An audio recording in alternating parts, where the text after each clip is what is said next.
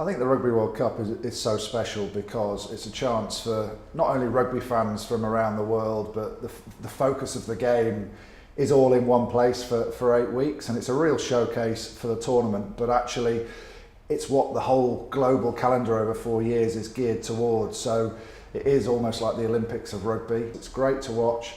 The party atmosphere around the tournament is fantastic, and it's something we should be very proud of. I think the Northern Hemisphere rugby in general is in a very good place at the moment, and sitting within that is an increase in the performance of a lot of the home nations compared to the traditional powerhouses that have won the Rugby World Cup in the past. So England under Eddie Jones look extremely strong. Ireland have managed the transition of some of their older players away from international rugby and have some real young talent coming through.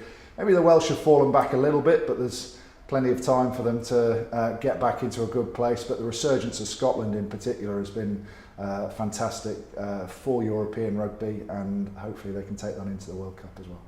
I've never been to Japan, and I'm so excited by the tournament. It's one of those things that was on the bucket list of places to go because it is so different to anything else in the world. And the excitement and fervour that the Japanese public tend to have, and pride that they have in their own country, because we know that at the last World Cup, when Japan beat South Africa, there were 1 million people watching, and then the following week for their Samoa game there were 20 million people watching, which is the biggest ever domestic audience. So Japan will get behind the Rugby World Cup, and it'll be a very special place to be.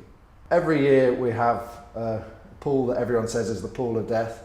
It is tough for England. There will be some monumental games, but I think Eddie Jones will be happy that he knows he can beat those teams in his pool, and if you want to win a tournament, you have to beat the best sides. I think this is a once-in-a-lifetime experience if you're a rugby fan. You know, we all know that there'll be opportunities to go to South Africa, there'll be opportunities to go to New Zealand and France, the traditional hotbeds of rugby, but this is a one-off, and it'd be a very special thing to be part of.